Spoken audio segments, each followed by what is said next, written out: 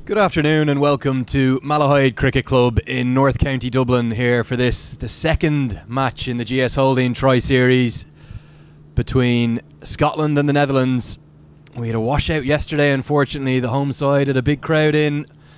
They were going to be taking on the Dutchmen, but we had no play, so it was 2 points each yesterday. But the good news is, despite a delayed start, after some overnight rains, a very heavy overnight rain, the groundsman Frosty and all his team have done a wonderful job, and we are managing to get not just play, but we're going to have a full T20 international with all 20 overs played. It's a delayed start by an hour and 15 minutes, so we're going to start in about 5 or 6 minutes time at 2:45 p.m. local time. And a little while ago we had John Kenny out with the two captains. Let's find out what happened at the toss. Well, this is match 2 of the GS Holding T20 Tri-Series, and it is match 2. Scotland are taking on the Netherlands this afternoon. So in the middle we have the representatives, the two captains, and also we have Jerry Pienaar, who's the match referee. Scotland, Kyle Coetzer, the captain, will toss the coin, and Peter will make the call. Heads. Call it heads, and heads it is. Heads it is. So Peter, you've won the toss. What's the decision? We're going to have a ball first. Okay, what's that based on? Well, also conditions. It looks like it might nip or swing around a little bit, and we don't know what the pitch is going to play like, and we're quite happy chasing. Sure. Important game for you, building up to these T20 qualifiers in the World Cup, isn't it? So try to get a blend of a squad in and actually get some match practice in. Yeah, 100%. I think this is a perfect series for us to get things going for the qualifiers, and I think this is our last sort of phase before we actually start going. And we've got a few young guys here, which is very exciting for us. Sure. And what's your team? Clayton Floyd's going to make his debut. Philip Boissevet is missing out. Brendan Glover is missing out, and Vikram Singh, the 16-year-old, is also missing out. Okay, well, best of luck today. Thank you very much. Kyle, just to step in and have a word. If you lost the toss, what would you have done? I think we would have looked to have a ball as well. Just obviously with a bit of rain around and a bit of moisture in the air, probably would have looked to do that first. But either way, I don't think the conditions will change a huge amount in that short space of time. So whoever plays the best cricket is going to win at the end of the day. And what's your team look like? Well, we haven't played any T20 cricket for some time, so in terms of what the team looks like, not a huge amount of news there, but we do have Ollie Hares who's going to make his T20I debut today. So he has played for Scotland, but that was about 10 years ago now, so he's back in the fold, and we've got an exciting group of players and looking forward to this tournament. Okay, well, the best of luck today. So the news from the middle is that the Netherlands have won the toss and they'll have a bowl. T20 international between the Netherlands. Yeah, so that's the news from the toss. The Dutch captain, Peter Seelaar, he's the most capped Dutch international in T20 international cricket. He decided to have a bowl first. Both teams very keen to play here. You're back to the commentary box. You're joining Andrew Leonard here.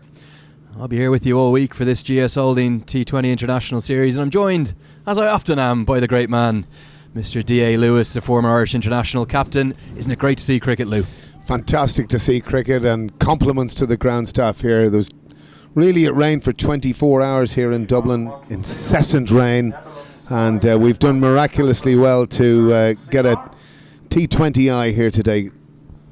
Yeah, you can see the two umpires there just putting the bails onto the wickets. We've got Alan Neil and David McLean. Alan Neil, of course, of Ireland. David McLean of Scotland. The third umpire today, Rizwan Akram. Let's take a look at the two 11s. That's the Scottish 11. We're going to see some fireworks now from Coetzer and Munsey, I suspect, at the top of the order, Alan. I would imagine so. A very experienced unit there from the Scottish. Could see, obviously, the captain, Richie Barrington, who's been a nemesis against Ireland, but vast amount of experience there. And, of course, these two sides will be playing against each other in the qualifiers coming forward. So it's going to be a real interesting match to watch. And this series, too, will be fantastically interesting for all concerned. Yeah, plenty of power hitting in that Scottish lineup. The captain, Kyle Coetzer, joined by George Munsey, the left-hander. Watch out for his switch hits, Alan. We can see him plundering sixes, the highest strike rate in Scottish international history. He's striking at about 100, well over 150. And let's take a look at the Dutch 11, captained by Peter Seelaar. It's an interesting side, this one, a young side. We talk about big hitters. We're going to see Tobias Visay later on, but a really good bowling attack led by their spearhead from Somerset, Paul van Meekeren. Of course, and again, Ireland will, from their point of view, have nightmares about that Van Meeken. Very experienced now. in this format of the game, super bowler. So it'll be a very, very interesting shake-up. No doubt about that. Yeah, spin options as well for the Dutch with Peter Seelar's left arm spin, although he's bowling less and less these days. Max O'Dowd bowls a little bit of off breaks, and even saw him bowl a few leg breaks in the warm-up, Blue. And plenty of different options there. So we're actually going to see some spin to start, because the left arm spin is going to open the innings. That's Clayton Floyd.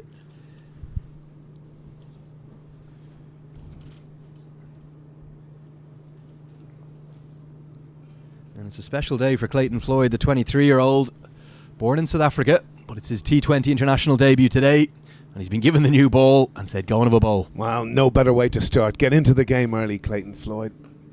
And again, surprisingly there, Netherlands on the edge of the circle. Again, tactically, whether that is the case in point, certainly not saving one there. Yeah, George Munsey's underway, a single off his first delivery. Just played into the covers. Tony Stahl does the fielding. Watch him have a bowl in the warm-ups. Clayton Floyd looks to bowl at a nice pace. A little bit of turn. Wickets tend to be very flat here at Malahide. Well, interesting too. Clayton Floyd starting with a 5-4 leg side field, so you feel he's going to be spearing it into leg stump.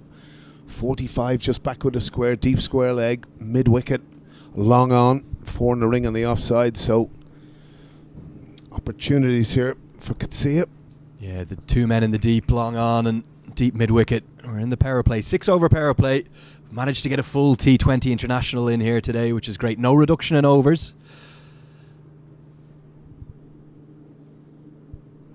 Outside edge, no slip in place. That could have been a maiden wicket off just his second international delivery, but it's going to run away for a boundary 4. Fortune for the Scottish captain. He survives and he gets 4 runs to the total. Well, you can't defend that, and that really shouldn't worry Clayton Floyd too much. Juicing the outside edge. I suppose at these sorts of stages you just wonder, and again, wickets come so much at a premium in T20 cricket, whether a slip, an early opportunity might have been the better bet for Clayton Floyd.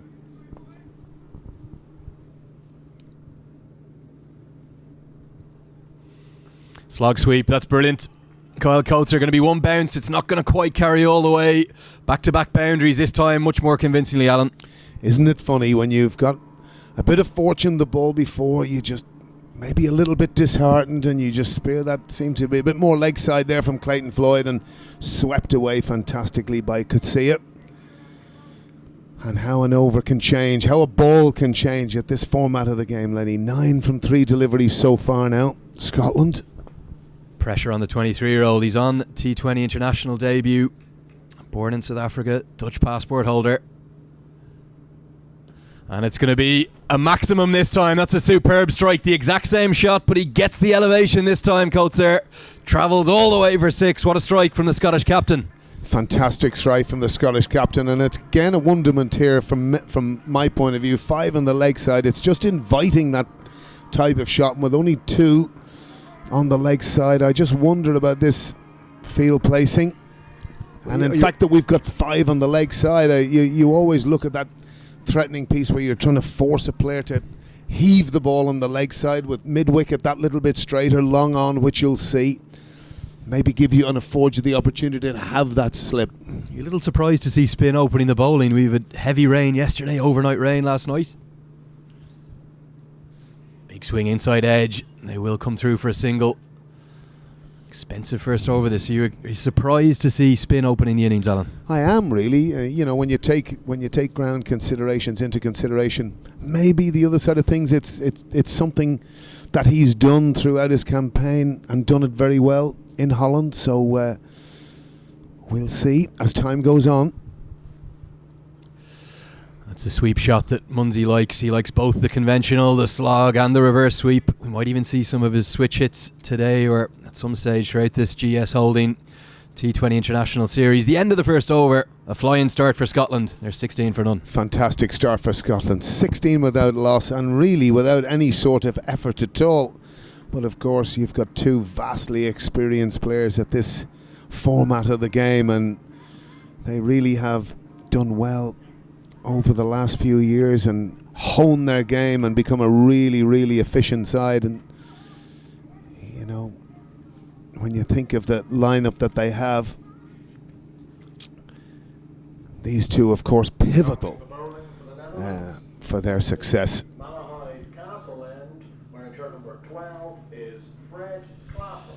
Yeah, so we are going to see seam, and we're going to see more left arm bowling, but this time it's going to be left arm fast in the shape of Fred Klassen. Applies his trade at Kent County Cricket Club. He's played a lot of the Vitality Blast this year. And this Scottish opening partnership starting to shine on a global stage as well, not just with that famous win over England last year in the One Day International, the world's #1 ranked side at the time, but also playing in the GT20 Canada this year, both Coetzer and Munsey. Coetzer himself out at the Everest Premier League in Nepal last year. He's starting to become a real globe-trotter. He's an asset in T20 right around the world. Well, I think it's one of those things, once you get a reputation and that ability to do those sorts of things, and he hits, you just will find for yourself that these opportunities emerge. Yeah, he's a hitter, isn't he, Kyle Coetzer? And I suppose the surprise for me, it's his 49th T20 International today. He's only got 4 50s.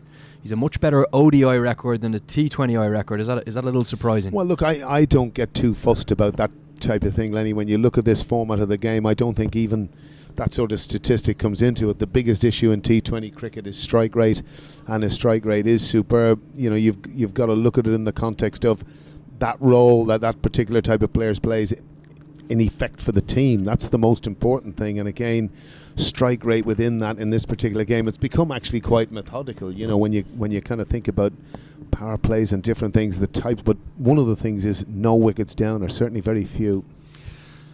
Heaved into the leg side by Coetzer. Just threw his shot a little bit early. Maybe a slight change of pace from Klassen. Going to be a single. Protection out in the deep on the leg side. It's a deep square leg. Bring the left-handed Munsey onto strike. Yeah, but I just emphasise that again. You know, I've watched a fair amount of this type of format of the game and this analytical methodology, and within it, quite honestly, strike rate is king. It's become very data-driven, hasn't it? They're really analysing every over, breaking down every section of the T20 format.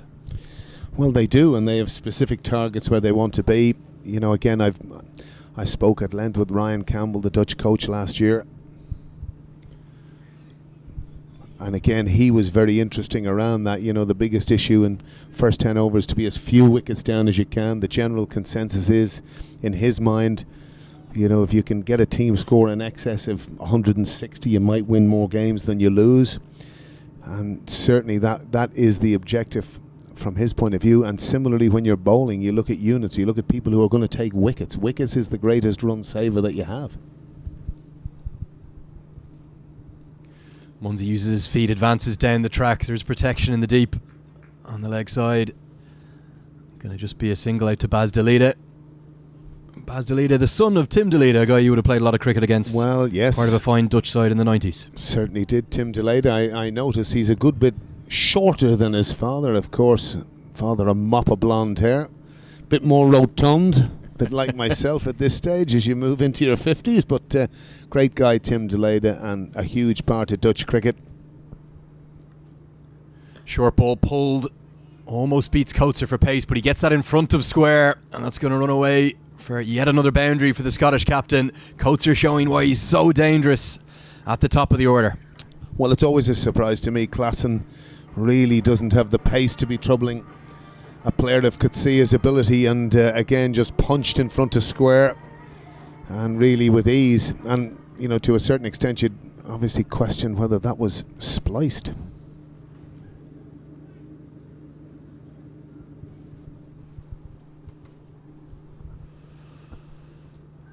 Big appeal, but angling to the leg side. George Munsey wants the single. Kyle Coetzer was more concerned about the LBW shout. So it's going to end with a dot ball the second over. Scotland now 22 for none.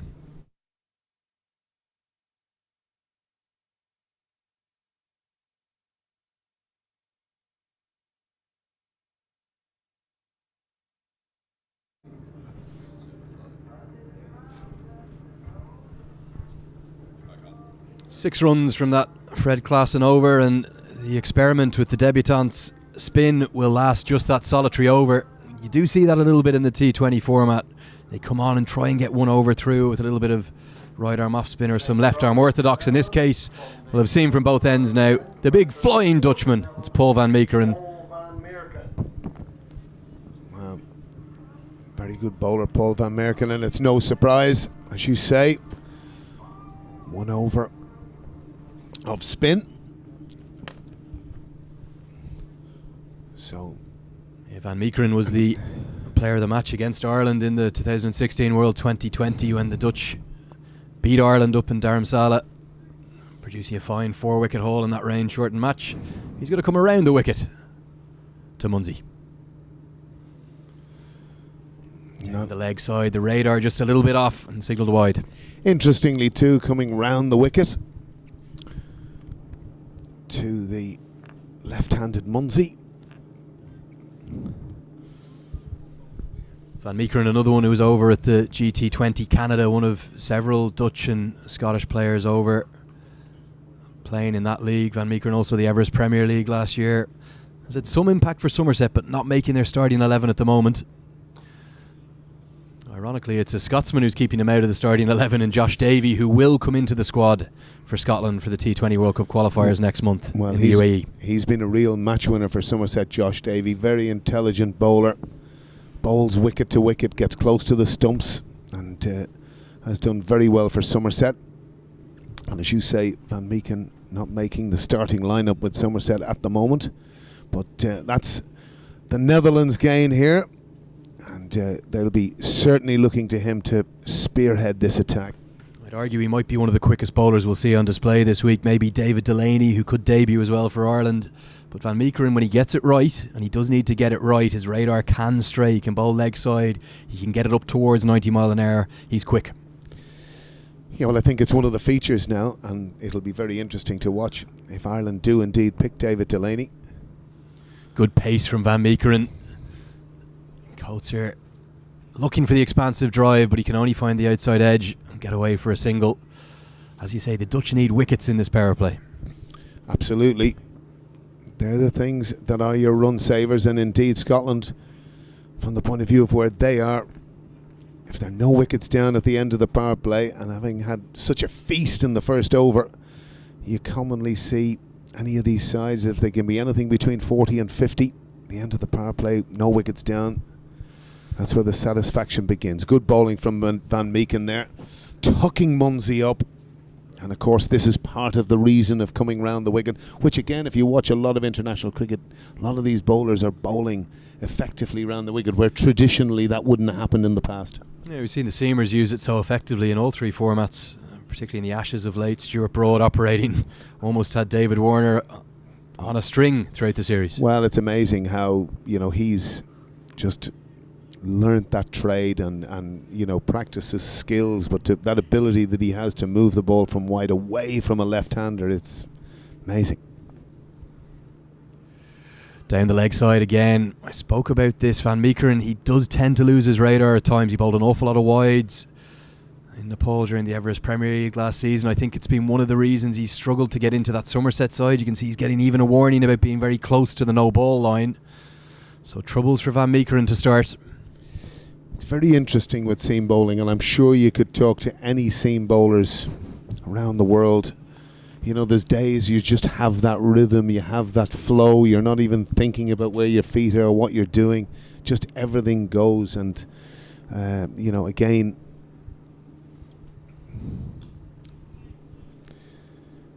if you take it in the Test match series, Jofra Archer's pace ranged from 96 to 85, and he even said it in an interview, it just wasn't there at that particular time. And there's days that it is, and that rhythm is part and parcel of the key of what these quick bowlers are about. So it's something that, it's like the unanswerable question in many ways, that many cases bowlers don't really know. It's that element of rhythm, and Van Meekeren is one of those. Short ball pulled into the deep. There is a man out there. It's going to fall just in front of Baz Dalita though. So it'll be a single. Van Meekeren holds his hands to his face. He thought he was in business there for the first wicket, but it was a checked pull shot from Coetzer, somewhat under control. Oh, very much under control. Obviously the one thing, and again that's another thing that you commonly see in this format of the game, is If the players can be pulling or tucking the ball away, often you're not in as much control as you are down the ground, and you can get the splice of the bat, some gimme wickets in the deep or also mid-wicket. Short ball again, good pace. You can see the speed that Van Meekeren can get up to. Munsey looking for the ramp shot. 3 overs gone, 28 for none. After 3 overs, Scotland have moved on. Well, that's the other feature, Lenny. It's the range of shots the batters have now. That you talk about that ramp, you talk about reverse hits, you talk about switch hits, you talk about dab sweeps. It is fascinating just to see, and we've spoken about this at length, just even in the last 5 years, how this game has developed, the areas that they're hitting, what they're doing, and it's so exciting to watch. That's the Dutch 11 on your screen there. Just talking through some of their bowling options. We'll see Shane Snyder come in with his right arm medium fast. Later on, Max O'Dowd potentially with some off spin. We're going to have yet another change of bowling, because just as I was discussing, we are going to see Shane Snyder. So the 4th bowler in 4 overs, operating in 1 over spells to start with so far, Alan. Yeah, again, probably with validity. In a sense, it's one of these things. If a bowler goes for 1, 2, 3, less than 6 and over, I'm often surprised when they come off. Back foot punch from Coetzer, but he's through the shot early. He's been through a few of his shots early so far. Perhaps lucky to survive. That easily could have gone straight to cover, but he got it straight enough to beat the man at cover, straight to mid-off. Dot ball. Again, I can't know what he's thinking, Kyle Coetzer, but often in those sorts of situations, particularly the first ball of an over, there can be an air of premeditation about what you might do, and when the ball isn't where you want it to be, it may lead to a shot like that.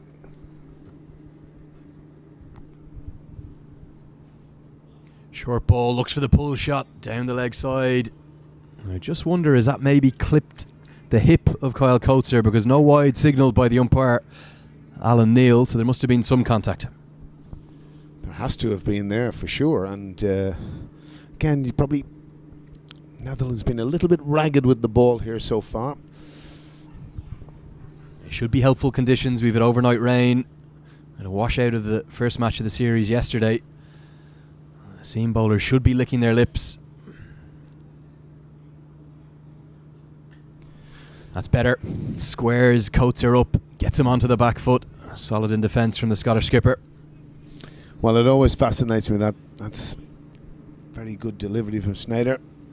And again, anything reasonably straightish, back of a length on off stump. Yes, it can be hacked here, there or anywhere, but generally speaking, I'm not going to say at all times it's played in the fashion that Coetzer did there, but useful bowling so far. Snyder.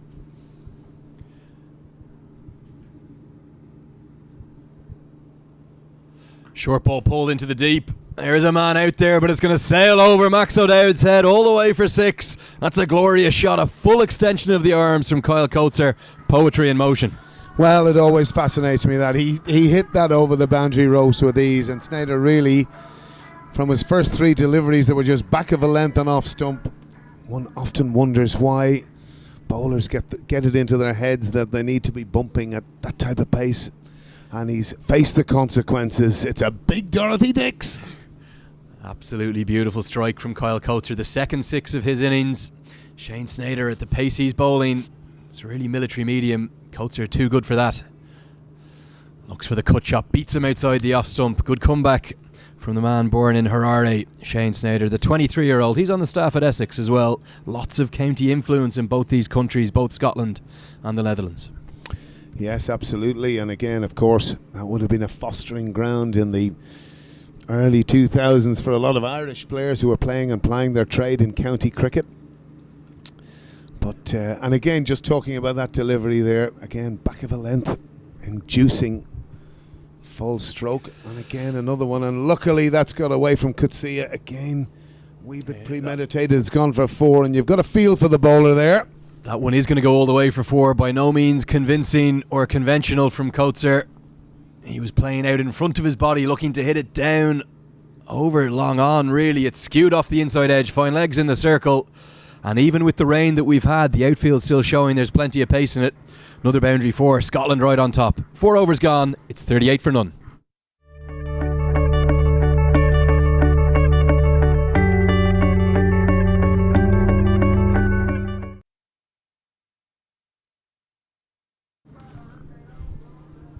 A flying start from Scotland in this, the second GS Holding T20 International Tri-Series match at the beautiful Malahide Cricket Club. We're here in North County Dublin.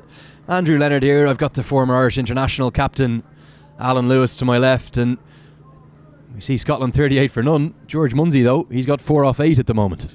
Well, he hasn't faced much. Could see him 32 from 16, some gorgeous shots. Bit of luck from time to time, but you need that playing this format of the game. Another change in bowling. We said he's 4 off 8. All of a sudden he's going to be 10 off 9 because arguably the shot of the day from George Munsey. He uses his feet, he gets to the pitch of the ball. Fred Klassen has changed ends to the Dublin Road end and he's been dispatched for 6. Well, not really a very good delivery. Straight in Munsey's arc. And he has dispatched that straight. Shot of the day so far from George Munsey. Straight down the ground. Of course, it's the shortest end of the ground, Andrew. He actually took a little bit of a step outside his leg stump and came down the track. Gave him the room to free his arms. Munsey, a real danger hitter. He does favour the leg side when he hits. Going to be a single this time. Be surprised you're not seeing the likes of Munsey and Coetzer in other leagues around the world getting into the Big Bash, the CPL. Well, you could say that about a lot of players. It's always fascinated me that Ireland's Paul Sterling hasn't been in any of those formats. You know, you could be picking him up very cheap for an IPL. It's such a destructive player. But just going back to Klassen here, he looks ill at ease. You can see it there. The body language isn't really what it should be. He's arguing, well, not arguing, but certainly discussing with his captain. But he's not coming in with any confidence. That's the one stuttery, no real progression to the crease. And he's taking the consequences. 26 years of age, the big, tall left-arm seamer. He's played an awful lot for Kent this season. Played almost every one of their Vitality T20 Blast games with a little bit of mixed success. Going to come around the wicket to Coetzer, who cuts that away. It was the perfect catching height, but it went to the right of Max O'Dowd, and a glorious strike from Coetzer leads to 4 more. Well, again, he gets in a great position, gives himself a bit of room, as you can see, and smashes that through just in front of square. Went like a bullet to the boundary for 4. Scotland advancing to 49 now. Not even at the end of the 5th over, and Klassen under pressure. Absolutely, Fred Klassen. Not a bad delivery. That one was going to go on and hit the top of off. Good use of the crease from Coetzer, giving himself width. Hit into the offside. That's going to be 4 more. What an over this is turning out to be for Scotland. The change of ends for Fred Klassen just hasn't worked. He's been pumped for 15 runs in 4 deliveries. Brilliant from Coetzer. The other interesting thing there, he seemed very close to the no-ball line, the outside line there, but beautifully dispatched by Coetzer again. Race to 40 and the total 53. The 50 coming up inside the 5th over. That run rate up towards nearly 2 a ball now. 2 of the most devastating hitters in associate cricket putting on a show here. We were waiting all day for this yesterday, Lou. We've got the GS Holding T20 Tri-Series going now. Quick single. They will get through. Coetzer quick between the wickets. And even if the direct hit, he would have been home. Well, it's quite funny looking around the ground here. The Dutch just seem that bit flat. There's no real energy about them. Klassen's body language, he's not really comfortable in himself. And even the first ball of the day, you know, fielders at the edge of the circle, they weren't in saving one. Whether that's something tactical, they think, is the thing they're going to do. But something, you know, perhaps someone has good reason for it. Again, I'm not too sure.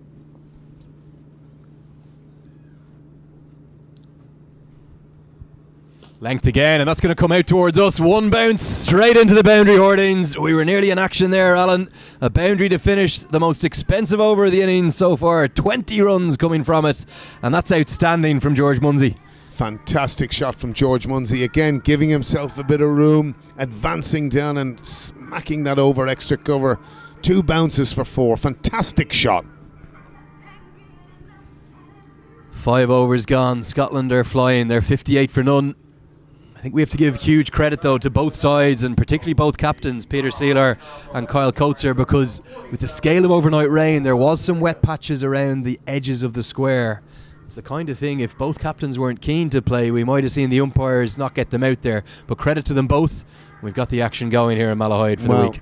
Credit to the groundsman, Phil Frost. He's done a fantastic job, and always has. And it's quite funny, being at this ground watching international cricket, many captains misread this pitch.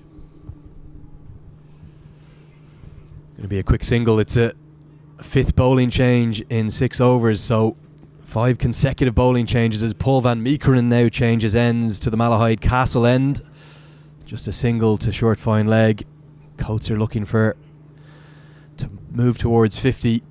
The Dutch bowling first then, you think, might have been a misread of the pitch? Well, you can obviously understand it with the conditions that we've had in Dublin for the last 24 hours, but I've often seen in international cricketers people misread.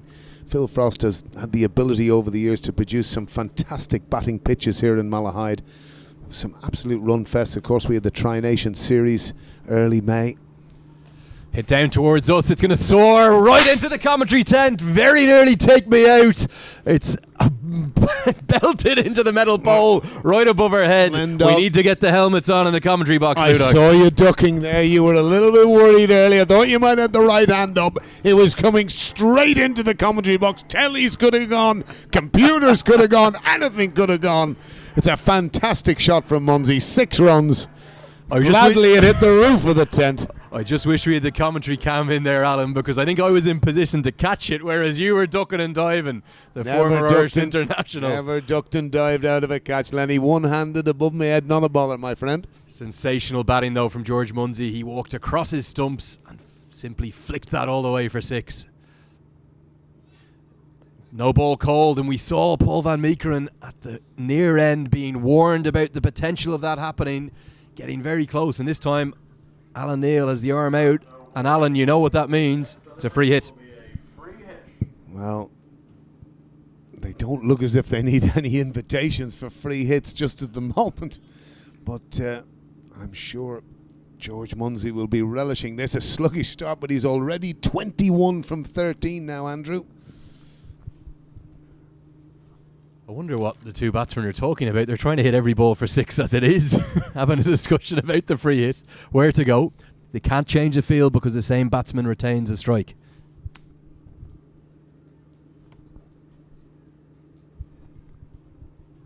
Slower ball, hit into the deep and straight out to Tim Delita, who's, in fact, Baz Delita, Tim Delita's son, who is misfielded, but they're going to get away with a single to bring Coetzer back onto strike. That 6 from Munsey was simply sensational, Alan. Beautiful shot. Helped it on its way. They probably should have got 2 there. Difficult enough misfield. Shouldn't have really done that. There was no need for him to go to ground. A lot of the time you see with fielders now, sometimes when it's unnecessary, they go to ground and can create that fumble. And probably just had one on their minds when always push. Batsmen push that first run quickly. It's amazing how often you can get back for 2. A few nerves perhaps for Baz Delita, just 19 years of age. Been on the MCC Young Cricketers staff this season. Really well bowled by Paul van Meekeren. He's straight into the block hole. You want to lower that run rate, that's where you've got to bowl as a fast bowler. Now that was quick, Lenny. That was quick. That was his quickest delivery here today. You could see that wrist action. Fantastic delivery and really did well. He's got all the assets of a good fast bowler, doesn't he, Paul van Meekeren? Absolutely. And again, you know, the other thing you'd be saying, like every ball probably up to this has been nothing near that pace. So whether there's a bit of anger has crept in. Short ball pulled into the deep. There is 2 men out there, and it's going to split them absolutely perfectly and run away for yet another boundary for Coetzer. Moves to within 1 mighty blow of a 50. This is a superb innings from the Scottish skipper. Well, again, giving himself room on the leg side. And that certainly wasn't as quick as the last delivery, but he was ready, he was waiting. Often, and again, setting for these firm bases to hit those type of shots, clearing the left leg, and really with ease, moved it away on the leg side. So Scotland advancing to 71. 1 ball left of the power play.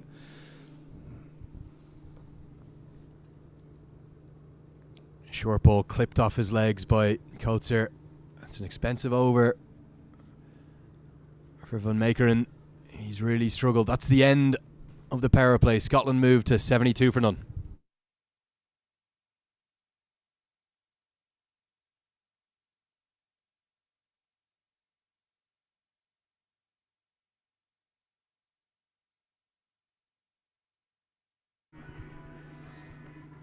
So welcome back here to the Village, Malahide Cricket Club in North County Dublin.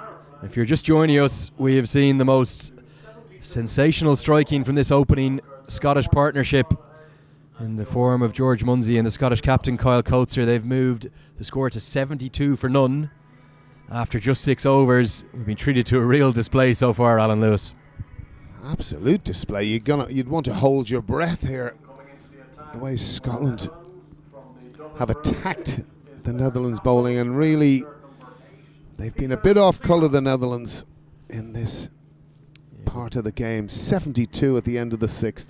Yeah, the Dutch captain has seen enough of the rest of his bowlers, and he's going to take the ball into his own hand here at the Dublin Road end. And that is a 6th bowling change in the 6 completed overs so far. We're going to see a different bowler bowl each of the 7 overs. Is that something you like as a skipper? Do you think it's difficult for a bowler to settle into their spell? I've always felt that, but again, a lot of these sides now have their plans, and it's even more frustrating when I watch cricket, particularly when, a bowler or an over only goes for 3 or 4. I'm not necessarily saying deserving, but, when you're on top and you feel on top, that's the sort of thing you want to be getting the ball in your hand again.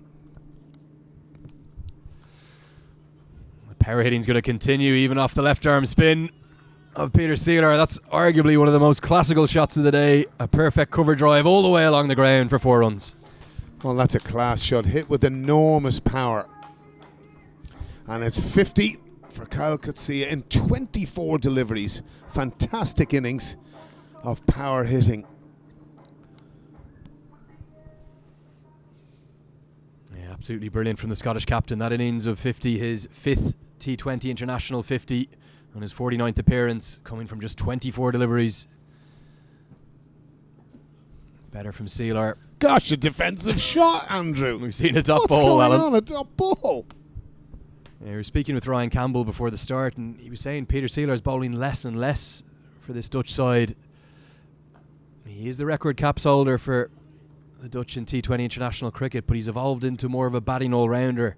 Could maybe make an argument a little bit in the George Dockrell mould, his batting becoming more and more of an asset to his side, and might see him bat as high as 5 or 6 in the order. Well, again, it's another feature. I kind of think that, when you look and you talk about George Dockrell, and again, even talking some of the youth coaches, a lot of these young players now, they just want to bat. This bowling thing is all a bit of a struggle and a hassle. I don't really want to do that. Well, Bit too much like hard work, Alan. Get the ball in your hand and bowl. The captain's got the ball in his hand at the moment, Peter Seeler. Munsey loves the sweep shot against spin. That one skewing off an inside edge. There was half a chance for a moment, but landing safe. Haven't seen the switch hit yet, Alan, but I promise you if he keeps batting, we will see it. You love the switch hit, Len, don't you? Have you ever played it yourself? Conventional lower order slugger, me, Alan. Munsey. Just getting tucked up. Hasn't looked as fluent as Coetzer, despite that glorious 6 off Fred Klassen. Well, hasn't had as much of the bowling, but you're absolutely right. He just hasn't played with the same type of freedom. But that won't worry Scotland with the score at 77. That's the conventional sweep shot from Kyle Coetzer. Just going to be a single. Good diving stop at short 45. Coetzer, the leading T20 international run scorer in Scottish history. He's got over 1,150 T20I runs now. And his innings has 8 4s and 2 6s. Super knock from the Scottish skipper so far, and Scotland really right on top, 78 for none after 7. Fantastic start from Scotland. You would think that certainly Scotland will be eyeing up a total in excess of 200 here, one would imagine. Biggest part on that outside of the runs accumulated, no wickets down, and 2 of their most destructive batsmen at the crease.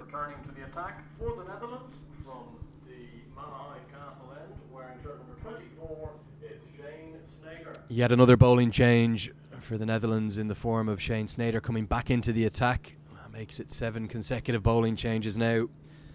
Yeah, the head coach Ryan Campbell has spoken about how this is as strong a squad that Netherlands cricket has ever had. One of the most difficult squads they've ever had to select. Wesley Baracey and Stefan Myberg both left out of this squad. They're the 2 leading Dutch T20I run scorers. Was that surprising for you?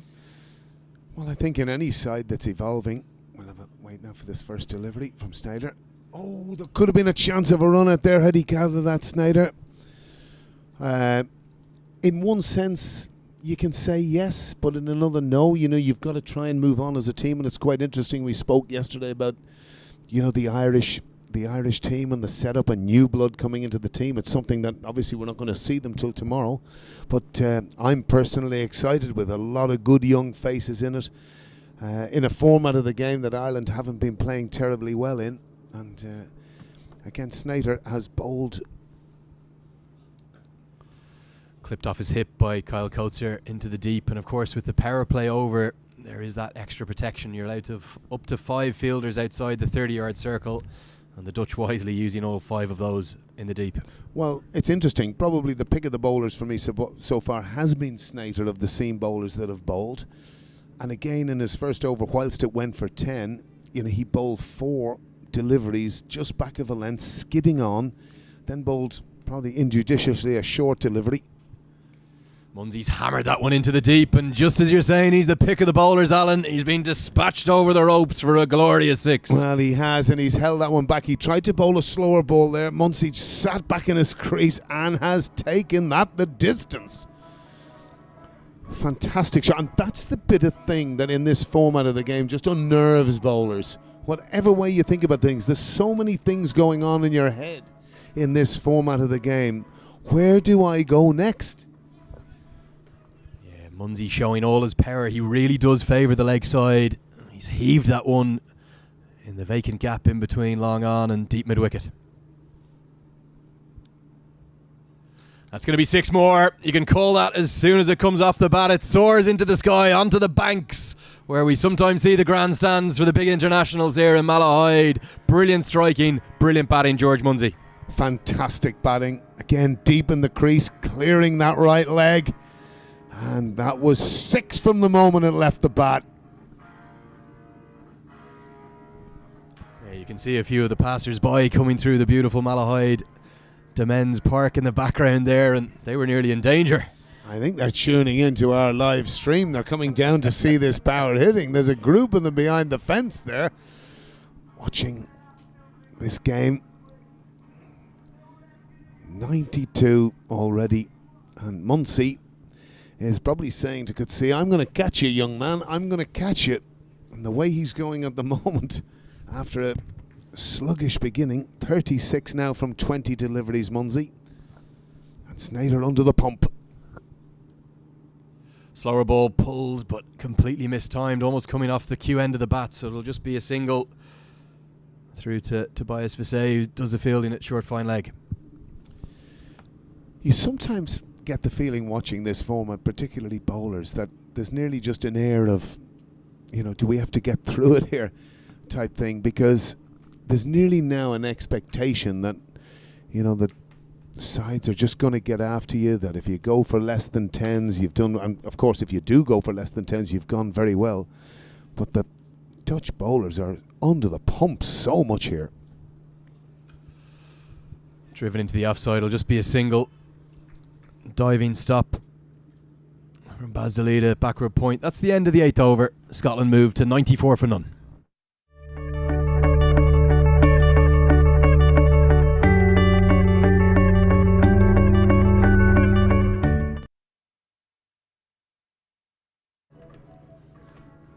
So with the score at 94 for none after 8 overs, I'll bid you a short farewell. I'll pass over to John Kenny, who'll join Alan Lewis.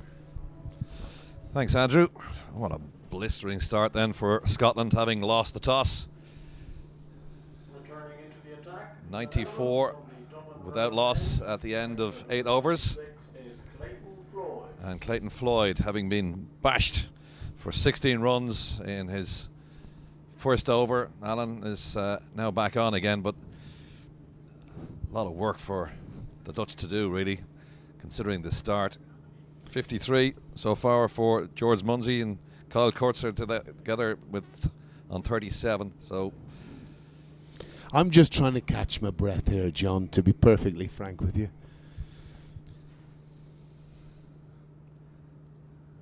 Well, he would have been full of nerves with his first international cap for the Netherlands. Well, again, I felt for him a little bit because for most of that first over, it wasn't too bad. There was that nick through the slip area. I thought he had his field wrong early on with 5 on the leg side. Here's the fundamentals of a very nice, smooth action. And it'll be just interesting to see how this spell goes for him with, you know, a few deep fielders in. Maybe that feeling of less pressure, but there's pressure nearly every delivery, of course. And it's the sort of ground, John, we've been here many times. It's quite difficult to defend. Not a bad start to his second over. The left arm spinner is going to go over the wicket now to Munsey, who's on 37 from 21. Coetzer has been imperious at the other end. 54 not out, and that's going to go for 1 bounce 4 into the covers, the vacant area there. Really heaved at that, and it takes Scotland close to that 100 mark. Well, again, that field is rather inviting. Munsey giving himself a little bit of room with no protection on the offside. Again, a strange bit of field placing. What seems to us here, Dowd is well backward a square on the offside to Munsey. Very, very strange field position for me. Well behind square. I just quite can't understand that. Feverish cleaning of the ball. We've had a match abandoned yesterday, Ireland against the Netherlands. So both of those sides have got 2 points apiece. But both of these sides, Netherlands and Scotland, obviously very anxious to get some T20 cricket in. We were talking to Kyle Coetzer at the toss, saying that they haven't played much T20 cricket. They want to play as many as they can before the World qualifying competition. Well, it's just over the bowler's head. It's going to be cut off by Fred Klassen. That's the 100 up and the 100 partnership as well. Good start for Scotland. Fantastic start for Scotland. Century partnership. You don't see too many of them in this format of the game, but fantastic. You can see what it means to the pair of them shaking hands. Interesting you talked to, John, about the start of the game. I was speaking to Roland Lefebvre before, and he said, no, we were been playing an hour ago. A delayed start to this game, but it's a full T20 international. Just try to swipe it around the corner. That's a good finish to that, his second over. So at the end of 9, it's 101 without loss. Yeah, great start from Scotland here. Passing the 100 mark in the 9th over. And you really feel, John, with that sense of purpose and nothing really threatening in the Dutch attack so far, that a score in excess of 200 is very much on the cards here. 43 not out. Returning from the Malahide Castle end, wearing shirt number 8, is their captain, Peter Seeler. Well, they keep varying their bowling attack here from both ends, from Malahide Road, the Dublin Road end and the Malahide Castle end. Back to the Malahide Castle end we go, and the captain, Peter Seeler, continuing with spin. Moves himself from one end of the ground to the other. Scotland 101 not out. So far, what a start for them. Munsey was a little circumspect, you have to say, earlier on, but he's starting to open his shoulders now, certainly. Well, it was easy with his partner going at the other end. He could just take a little bit of a backseat role, but not for long. That's whipped to the man at long on. Just be the single. Seeler going for 6 off his first over. Yeah, he had a decent first over, John, as in terms of he just came straight on after the power play, of course, letting the debutant start proceedings, which was a baptism of fire. Especially against these two big hitters. Clayton Floyd winning his first cap today. Won't be part of that T20 qualifying squad. Seeler certainly will. Just tucks up the batsman. And Munsey scampers through for a single. Very important these games for both of those sides, as we mentioned, also for Ireland as well. Pity we didn't get a game in yesterday against the Netherlands because of the weather conditions here prevailing at Malahide, but the rest of the week seems set fair. They gave two teams 2 points each for the abandonment of the game yesterday. The Sealer continues. Let's push past him. I'm going to scamper through for a single, but maybe the feeling is that they maybe try to get a second game in this week, maybe play a double header later on this week because the weather's set fair. Well, it would be lovely, John, if that could be seen, that there'd be some flexibility, because all of these teams will want to be playing cricket. And again, probably with an early start, as you say, weather set fair for the next few days. That's cracked away, and that's another 6, a huge one as well, through the mid-wicket area. And the arms aloft, and 50 for Munsey, and that's the way to do it. Sealer dispatched, and Scotland 110 without loss, and we haven't even reached the end of the mid-wicket point. And that's a record opening partnership in T20I for Scotland. Same batsman previously versus Ireland, February 2019 in Oman. So what a pair this pair are, Munsey and Coetzer. Regulars in the Scottish setup for so long now. Fantastic hitters of the cricket ball, as has been proved today.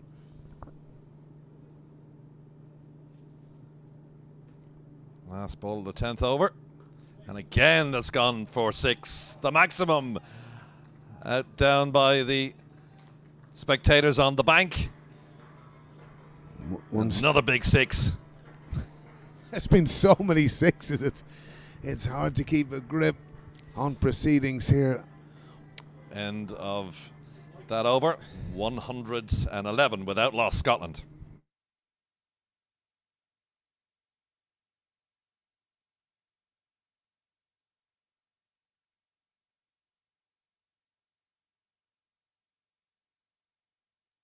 Fantastic. So halfway through the allotted overs, and Scotland 116 without loss. Fantastic effort from these two vastly experienced players, Coetzer and Munsey. And interestingly, as you said, John, both players now on 56. Bastleid is coming on. The 19-year-old made his debut against Ireland back in June of 2018, and they're certainly going through the whole gamut of bowlers here. And Peter Sealer, his first over, went for just 6 runs, but he was biffed for 15 in that second one, and 2 consecutive 6s for Munsey to take him past 50. 116 now with that loss. It's a record-breaking opening stand, as you mentioned, Alan. And halfway through, what are we looking here? Well, definitely around the 230, 240 mark, maybe more. Struck beautifully down the ground again by Coetzer. And Delita, short in stature, unlike his father, who's a very tall man. Big over-the-top bowler, Tim Delita. But I'm sure Baz really keen to follow in his father's footsteps, and must be a proud day for his dad. Watching him here, watching him live, I'm sure. And good afternoon to you, Tim, if you are. Yeah, Tim Delita played in 29 ODIs for the Netherlands. Say, watching his son, that's a good stop off his own bowling, and a rare dot ball out there. Baz Delita actually was selected to play for the Rotterdam Rhinos in the inaugural T20 Slam. Sadly, that competition has been postponed till next year. And for the moment, we've got this tri-series between Ireland, the Netherlands and Scotland. This is match 2. Match 1 abandoned yesterday, Ireland against Netherlands. It must have been close to a wide. In fact, it is a wide. Be interesting to see that again. I would imagine probably the bowler Munsey no, well, he didn't really. That's definitely a wide. He can't have any complaints about that, really. I just wondered, because obviously we're square of the wicket here, John, whether we'd have taken a wee bit of movement to leg. Yeah, the umpire at this end, David McLean, just took a moment or two to make a decision, but it was clearly wide. And Scotland going along very nicely here, hitting the bad balls out of the park. Munsey keeps looking at his bat, John. I'm going, what are you looking at your bat for? You've just absolutely lampooned 5-6s. He keeps looking at the bottom of his bat. Does he want to hit it any further? Well, they really are working in tandem, aren't they? 57 each of 34 and 30 deliveries respectively. To lead it in again, and it's gone straight over his head. There is a fielder down there, but he won't cut that off. That's 4 runs straight down the ground. Again, we'll see it here. Could see it just standing still and clearing that left leg and hitting it straight down the ground. Bazdilida, it's an inviting pace, and again, once these batsmen just get set, they line up these bowlers. It's extraordinary the power that these players have now and the areas that they hit the ball. Oh, that's cracked away, and that's not the intended shot. But it's 4 more runs. The Scottish captain, and 4 more to that total, which is building pretty much with every shot. Well, that's what you feel for Bazdilida. That's just skewed off a thickish outside edge. Of course, third man understandably in the circle with the barrage of hitting that's going in front of the wicket. And you would have to feel for Bazdilida. Last ball, every ball important to the Netherlands. Oh, that's a full toss. And there's a man out there, he just doesn't quite get there. Running around from the deep. Outstretched arms of Shane Snyder, and he doesn't quite get there, and it goes for 4 to end that over. 11 gone, 131 without loss. Well, interesting too, John, that's the highest partnership in Scotty T20I history. From this pair, 131 now, and tough start for Bazdilida. Looks to be. The attack for the Netherlands from the Malahide Castle end. Shirt number 47 is Paul van Merken. Paul van Merken is coming back on again as they rotate this bowling attack. And so far, these 2 Scottish openers, George Munsey, Kyle Coetzer, the captain, the very experienced captain, wearing. Well, there was bowled in his previous spell, John, that was comfortably quicker than anything else that he'd bowled. And again, this time it's up. Oh, I thought it was going over the head of the fielder. It was a wonderful stop by Max O'Dowd to push the ball down, and eventually they run 2. That was a chance of a catch, but he was obviously thinking that he was quite close to the rope. Alan pushed it back into play, then they ran through for 2, but that was a chance. Well, it was a chance, but he could never really get set, and he did the right thing, because of course had he gone over the rope it would have been 6. He did the right thing. He saved 4 runs for his team, because he was never going to get in a balanced position to do what all these fielders are doing now so unbelievably well in parrying these ball upwards and coming back into the field of play. Wonderful skill, another additional skill that we're seeing in T20 and of course ODI cricket. Amazing. Attempt to put round the corner, and that's going to be another wide for Van Meekeren. And he's done that a bit today. He's bowled a number of wides in his spell, and again, a man of his experience. Probably the captain is looking to Van Meekeren to be his linchpin, but they've been just that little bit flat. I've said that earlier throughout this innings. That's high in the air. Cries of good shot, because they're not going to stop that one. In yet another maximum. Well, they're going to have to go a long way to find that, John. That is huge. I reckon it could have actually gone up to Malahide Castle. He's hit that so far. That must have gone at least 100 metres. I see a spectator scampering to get it. Bounced on the path on the road, but it seems to have come back. Yes, indeed it has. Has he got it over? Yes, he has. Fantastic hit from Coetzer. Well, it's obviously a combination of good batting and poor bowling.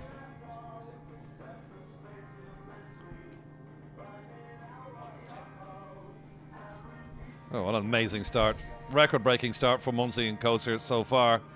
And the Dutch really are at 6s and 7s out there. You have to think, what's Peter Seeler, the captain, going to do? Every time he tries to plug a hole somewhere, it goes straight over their heads. Well, it's been... Meekerin's been bashed around, 28 without loss.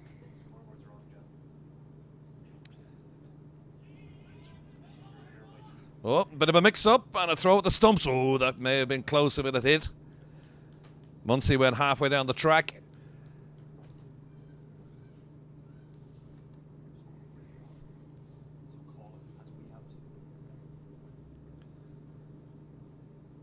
Just a little mix-up between the two. But Munsey was able to get back 140 without loss in the 12th over. Van Meekeren, 28. And he's only in his 3rd over.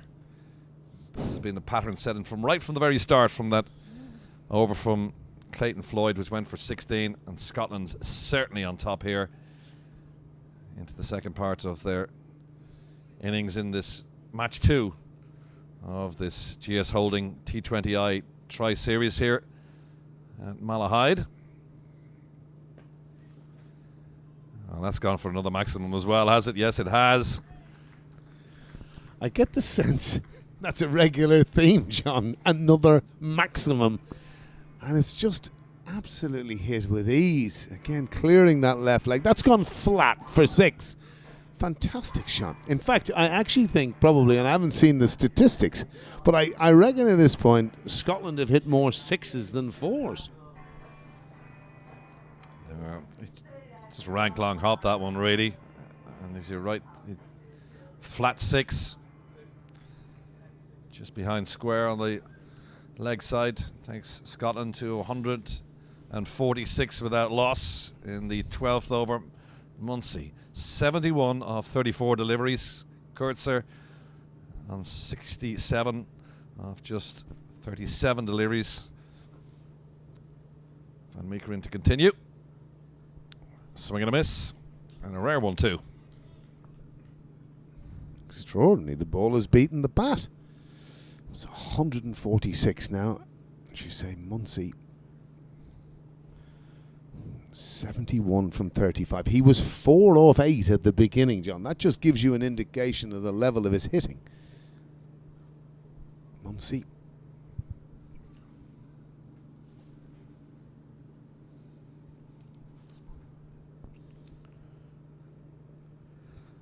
That might be a wide, and is down the leg side. Umpire Alan Neal from Northwest just giving an extra to the Scottish total. Again, fine leg coming in now.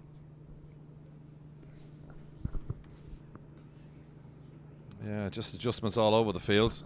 There's one man being pushed out of the circle down towards long off. Fine leg has come up. And that's, well, they're trying to lay the trap for him, but you can't lay a trap for a ball that's going straight over your head. And yet another 6. That's absolutely fantastic hitting from Coetzer. That's gone flat, straight for yet another 6.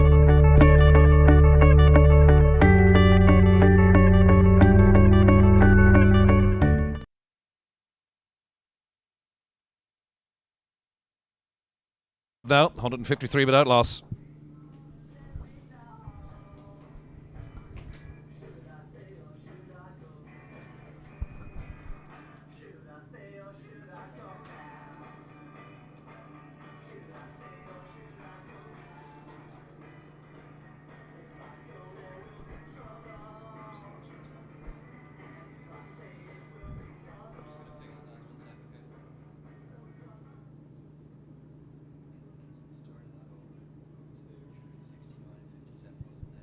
Entering the attack for the Netherlands from the Dublin Road end, wearing shirt number 4, is Max O'Dowd. Max O'Dowd is coming on to bowl. It's the 7th bowler being used today by the Netherlands. Floyd, Klaassen, Van Meekeren, Snyder, Sealer, Delida, all being bashed around the Malahide ground. So what can Max O'Dowd do to stem this? New Zealand-born 24-year-old. Made his debut against Nepal back in 2015. This is 21st T20, and he gets the welcome greeting, and yet another 6 for Scotland. Surprised George Munsey has been looking at his bat again. That has gone large, John. Very large, way out to the nets there. Hacked on the leg side, right in the meat of the bat. Fantastic shot. And he cracks him down the ground between the two fielders. So that's 6 in the first ball, 4 in the second ball from O'Dowd. And it doesn't matter who they put up, they're getting the treatment. And Scotland are blitzing this bowling attack for the Netherlands. Past the 160 mark now. That cries a catch, but there's nobody out there. So that's 6 and a couple of 4s. 1 bounce into the advertising hoardings on the far side. And Scotland now looking to push well past the 200 mark, maybe the 250 mark. You nearly get the sense here, John, that the Netherlands have given up. I don't know whether you get that sense, just the body language is so poor. That ball just lobbed up, really. And Munsey just thanking his lucky stars, of course. Now 166 the score.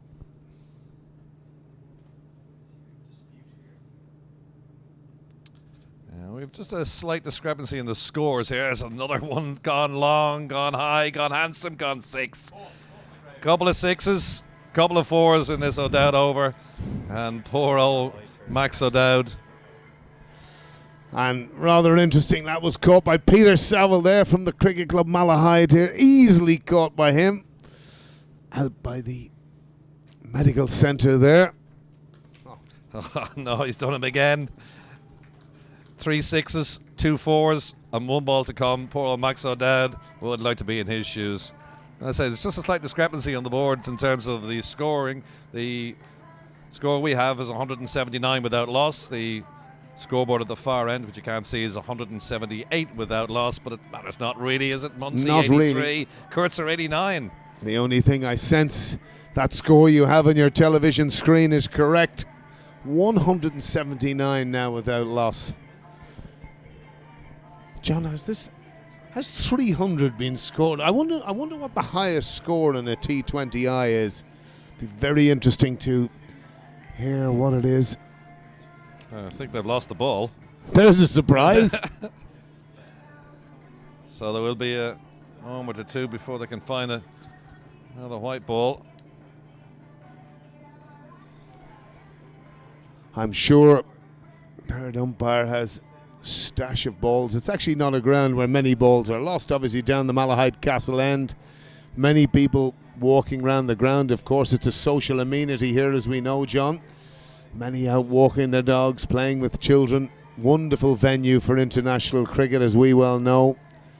Scene of many great internationals. Of course, England were over playing against Ireland this year. A wonderful tri-series for us all to enjoy. And now, of course, this T20I series, and again, games of great importance with the T20 qualifiers coming up, which is going to be very interesting. And of course, all of these teams anxious to get themselves into the T20 World Cup. 179 without loss now. 87 to Kyle Coetzer, 84 to George Munsey, and poor old Max O'Dowd's gone for 26 runs in this over so far, and he's got 1 ball to bowl, and they lost the previous ball, so just a little delay. Why our third umpire, Rizwan Akram, comes onto the ground with the replacement ball, and Max O'Dowd will be glad to see the end of this over. He certainly will be glad to see the end of this over.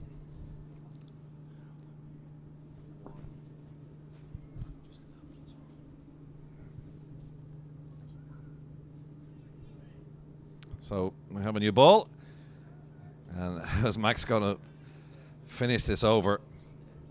As I say, anxious to get it done and dusted. It's in the air, and there is a fielder underneath that, but won't reach it, won't make the ground, and that's another 6. 4 6s, 2 4s off that O'Dowd over, and Scotland 185 without loss at the end of 13. Extraordinary hitting this, John. I've not seen the likes of it in my time live. 184 at the end of the 13th over. Fantastic hitting from Scotland here. And the total is really going to be mammoth. We got everything in sequence now with the scoreboard and also on our own scoring. 184 without loss. The 2 openers still there. Munsey on 90 off just 37 deliveries. Incredible hitting. And Kyle Coetzer, the Scottish captain, on 87 without not out on after 42 deliveries. And Munsey was the slower starter of the 2. It's incredible, of course, that O'Dowd over went for 32. Munsey taking such a liking. It's nearly now as if the pair are in competition with one another. Could see a 87 from 42. Munsey 90 from 37. Extraordinary hitting. You can still see O'Dowd's sad figures, really, that last previous over. 4 6s, 2 4s. It did look buffet, John, I have to say. Don't know whether it even got wickets up at your Taverners game in Friday night in Carlisle. Change of bowling again at the Malahide Castle end. Fred Klassen back on. Had an early spell from this particular end. But the Netherlands, hands on hips, a lot of them out there. It's just can't seem to stymie the runs. Massive score, 184 without loss, and we still have 8 overs to go. In fact, 7 overs to go, because we did start at the Dublin Road end. A stifle appeal for LBW, and that's the first one we've seen.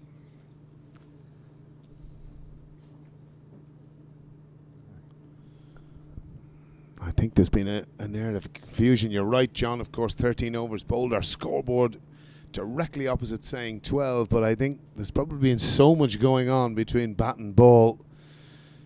These are what one would call nearly abnormal conditions. Extraordinary hitting here from Scotland. Crack down the ground. There is a fielder there, though, and Coetzer sends Munsey back. So 2 dot balls. Sorry, I've gone dizzy, John. 2 dot balls. I've gone completely dizzy. My head's in a spin.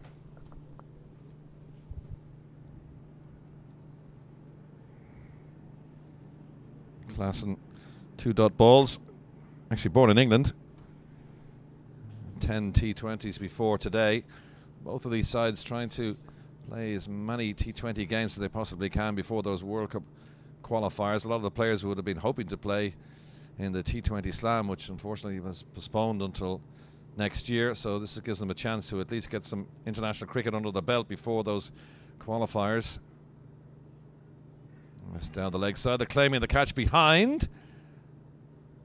Come off the hip is the indication really from Alan Neil, the umpire at the Malahide Road end.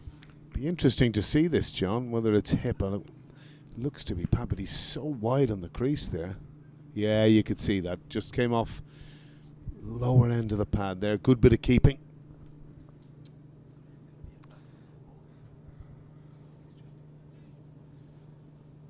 Alan Neil was actually tapping this thigh to give that indication, but obviously didn't reach down as far as his leg. That's trying to cut away behind square.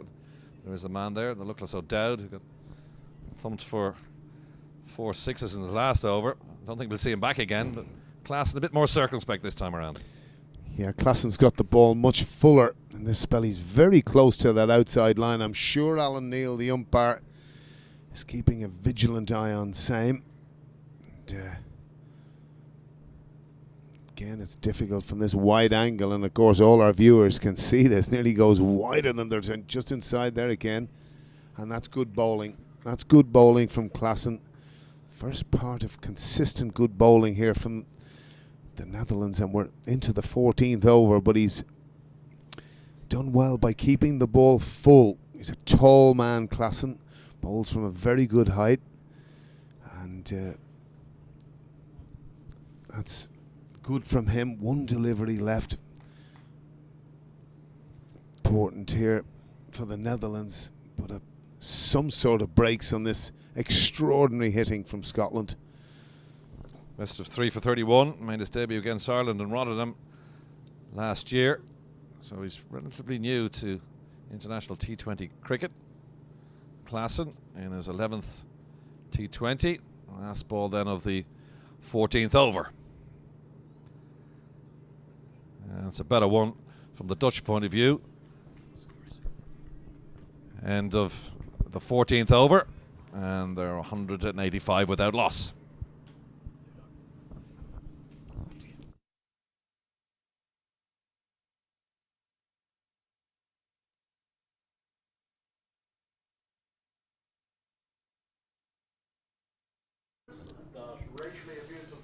So 6 overs to be bowled. Alan Lewis steps away for the moment, and Andrew Leonard is back with me. What a start this is for Scotland. 186 without loss. Remember, the Netherlands won the toss, decided to bowl. Talking to their captain, Peter Seelar, before that, he was saying because of the overcast conditions and maybe a little bit of moisture in the ground after the heavy rain over the last couple of days, it would be advantageous from the Netherlands' point of view. It's turned out anything but. Yeah, JK, you're absolutely spot on. And the scale and the quality of the hitting, the power hitting we've seen from Coetzer and Munsey here has been of a world-class standard. Peter Seelar back on again after that over from Max O'Dowd, but nothing changes, it seems, at the Dublin Road end. Whipped away by Munsey for yet another maximum. Yeah, what a shot from George Munsey. That one is absolutely massive. Peter Seelar brings himself back into the attack, the Dutch captain, but the end result is the same. Deep cow corner is out, John, but he's going to take him on and hit it over his head. 192 without loss. We weren't expecting this. Munsey closing in on a century, and Coetzer not that far behind them. Coetzer saying to me before the game that Scotland haven't played much T20 cricket in the last while. They're anxious to get these games on today and obviously get some build-up for the World T20 qualifiers. But I tell you, with these two, it doesn't look like they've been away at all. Yeah, Scotland have been playing a lot of ODI cricket in the new ICC Cricket World Cup League 2 against Oman and Papua New Guinea, but not much T20 stuff. And you can see that they've been itching to get back in. Power hitting really is their strength. You think about Matthew Cross to come, Richie Barrington, Callum McLeod, of course, as well. So they've hitters all the way through their order. That's got to go for 6 as well. It is. Nothing that the Dutch can do. The 200's up, close to it anyway. Saylor, 198 now. Saylor, 33. Munsey makes his ton though. 103 of just 41 deliveries. What a knock. Coetzer won't be far behind him. Absolutely outstanding from George Munsey. This man is a world star and he's just waiting to shine on the global stage. We're going to see him next month in the UAE, and I think we'll see him in about a year's time in Australia at the T20 World Cup. And if he can produce striking like this, who's to say we won't see him on the biggest stages of them all. George Munsey, 103 from 41 balls. Remember, John, he was 4 off 8 deliveries at one stage. That means he's made 99 off the last 33, 3 runs a delivery. This has been a sensational century. It certainly has, and our scoreboard here keeping up with things, but the scoreboard at the ground, not quite. Well, that was a huge 6, and what a way to bring up your century of just 41 deliveries in the T20 International. The 26-year-old George Munsey, born in Oxford, but playing for Scotland, and it is Saylor to continue around the wicket. It's just the second T20I 100 for Scotland in their history. The first one made by Richie Barrington a long time ago against Bangladesh in The Hague. But this knock surely eclipses that one. It's a faster one. That 100 from Richie Barrington coming off 59 balls. Who's to say that Kyle Coetzer is not going to join him in 3 figures pretty shortly? Absolutely, just one away from the 200 mark now. It's still in the 15th over. Sailor expensive, but he's not the only one. 34 runs against his name, and only his third over. Bowling from the Dublin road end. Great conditions overhead. Rain has passed us by. Thankfully, late start here to this game. But a full T20 international, and that one a rare dot ball. Yeah, you can see Seelar deciding to come over the wicket with his left arm spin, which is something you see very rarely for left arm spinners to right-handers, but he's just trying to shut down the scoring options. Scott's making these boundaries look very small so far today. That's a quick call through from Munsey to get to the other end, and that brings up the 200. And the 15. And Scotland exactly 200 without loss. Yeah, 15 overs gone. Scotland 200 for none, and this is their record partnership of any kind in T20 international cricket for Scotland. But John, we're really on record watch here. We've got every tab open possible to look up what we can, because the two boys here are hunting down the record set by the Afghan opening pair against Ireland. That was 236 earlier in the year by Usman Ghani and Hazratullah Zazai. And that was against Ireland in Dehradun. It was really Hazratullah Zazai that did all the damage. But with just 36 more needed in 5 overs, if these two can stay together, they're on the brink of making history here. Are we going to see a world record fall in Malahide? Oh, no doubt. If they stay here for the last 5 overs, that will be past the way the batting has gone so far. 200 without loss. Munsey 104 not out. Coetzer on 89. Now playing a bit of a second fiddle role really to Munsey. Change of bowling again down the Malahide road end. It's going to be Shane Snyder to come back on. But look at his figures. 35's been biffed off him in just 3 overs, but he's not the only one who's got the treatment. Yeah, Snyder has gone the distance, but so have all the Dutch bowlers really. 200 for none after 15. That's out, so you got something on that, and that record-breaking partnership finally comes to an end. Munsey chases a wide one, gets the toe of the bat to it, and safely snatched by Scott Edwards, the wicketkeeper. Our first wicket falls in the 16th over. Scotland 200 for 1. How Kyle Coetzer is going to be kicking himself, because if he hadn't made any contact with that, it surely would have been signalled a wide. But what a knock, 89 coming from 50 deliveries. A super knock from the Scottish captain, just the 3rd double century partnership in T20 international history. We thought we were standing on the brink of history here, but George Munsey, I think, will continue to bat away with reckless abandon, and a change in the order for Scotland. They're going to stick one of their big hitters up the order, and we'll see Michael Lease come in at number 3. We often see him down at 6 or 7 for Scotland, so they know that they may as well try to profit while the going is good. Yeah, Lease is a pinch hitter now, 28-year-old from Aberdeen, ex-Northampton and Somerset. Standing today in his 24th T20 international. High score of 53. He would have played for Edinburgh Rocks in the T20 slam. He was bought at auction, and it is Coetzer who departs for that outstanding knock of 89. Munsey still there though on 103 not out. So partnership broken. The Dutch will hope to make some inroads. Yeah, difficult for Peter Seelar and his youthful Dutch side. Remember, this Dutch team will have 4 changes for the T20 World Cup qualifier.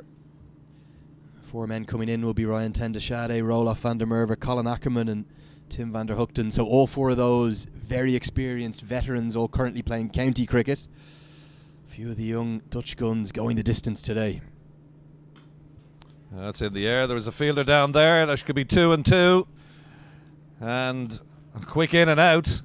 And all of a sudden, the Netherlands, who are totally and absolutely under the cosh, have got their second wicket. Yeah, how often do you see that? 1 brings 2, and it brings it in 2 balls. Shane Snyder's going to be in a hat-trick. It was dug in. Lease gave himself room outside the leg stump, but he could only really find the toe end of the bat. And it was a very comfortable catch for Ben Cooper at long on, who held it comfortably. And Michael Leask must be wondering, what's he got to do? He's sitting there for 15 hours watching his teammates hit it all over the park. He comes in, his stay at the crease is going to be just a solitary delivery. He's gone for a duck. Snyder's on a hat-trick.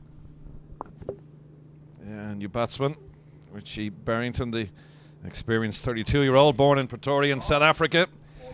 This is his 50th T20 international today. Well done to him on reaching the half century. Barrington joining Munsey in the middle, and Snyder on a hat-trick, and you wouldn't have thought that was going to happen in the last couple of overs, but Snyder banged a couple in. He got to the toe under the bats of Coetzer to get rid of him, and that Leask gone, caught by Cooper.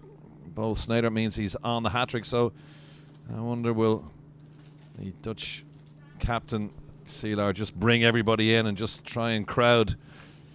It's not a fact that new batsman is Munsey's actually, because they did cross, so Munsey's got a face, and here comes the hat-trick ball. And they're going to sneak a single. Yeah, not quite a conventional hat-trick ball that we're perhaps so used to at the test level, with George Munsey on strike, going so well on 105 not out now. No time to bring the catchers in, and I just wonder, was there a little word of congratulations between Richie Barrington prior to today, the only Centurion in this T20I format for Scotland, to his Scottish teammate George Munsey? There'll be a little bit of banter flying about between them later on. Munsey taking the mantle of the highest scorer now in an individual innings for Scotland in T20I cricket.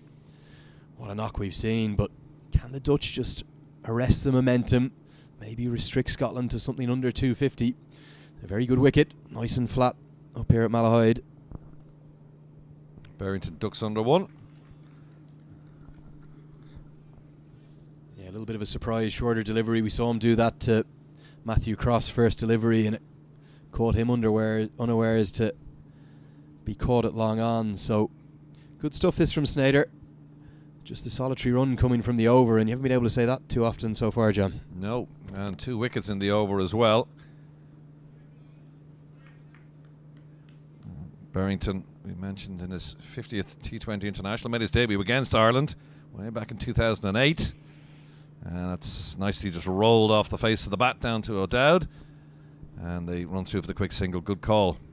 Barrington's been a real rock of this Scottish middle order for many years now, and in the T20I format he's in fact the leading cap holder for Scotland.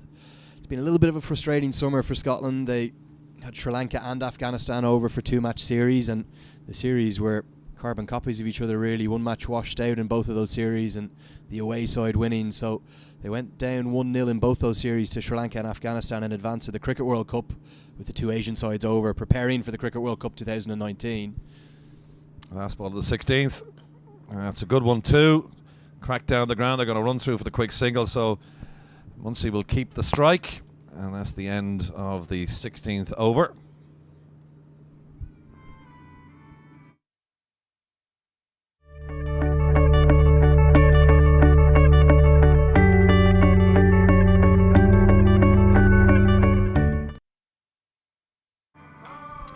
.203 for 2.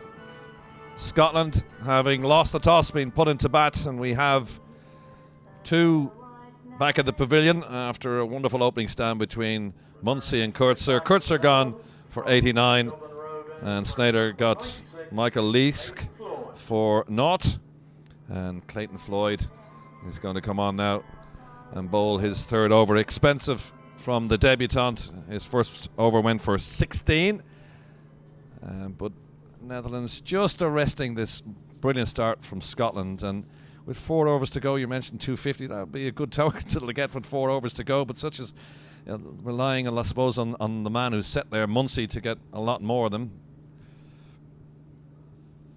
Well, there's a good start. How do we say that? Just whips it around the corner, and it's 4 runs. Yeah, that's the switch hit that I was talking about. He actually fully changes the stance just as the ball's being delivered. He's so comfortable with both hands.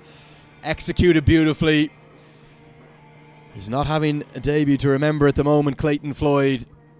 He's bowled just 1 delivery of his 3rd over. He's gone for 27, and Munsey is going to love facing the left arm spin, angling into his pads. He'll look to engage the leg side this delivery, I suspect. Done him again, but there's a man there. That's Tony Stahl, and he prevents the 4 on that particular occasion, but Munsey now just has to stay there from Scotland's point of view and just see out this innings. Yeah, I thought just 8 deliveries ago we might be in line for not just a record partnership but also a record total. The record total in any T20I is that from that same game where Hazratullah went absolutely ballistic up in Dehradun when Afghanistan made 278 for 3 against Ireland. But it's a long way to go. They're 70 short. Just over 3.5 overs left. He didn't quite get all of that. Barrington, just a single to O'Dowd. Comes in fielding from mid-wicket. And one more to the Scottish total. In total, we were due to play 6 games of this GS Holding T20I Tri-Series, but we got washed out yesterday, so we do have Ireland involved in this Tri-Series as well, and the Netherlands and Scotland, obviously arranged with the cancellation or postponement at least of the T20 Slam. It's a switch hit again. It's absolutely brilliant, but it doesn't beat the fielder, John. A good diving stop from Tony Stahl at short third man. Yeah, we'll see Ireland in action tomorrow. Hopefully home crowd coming on down. Free entry throughout the week, which I think is a really good initiative from Cricket Ireland. So hopefully with better weather due for Tuesday through Friday, we'll see a few coming in through the gate. Yeah, we're set fair for the rest of the week, and that game abandoned yesterday.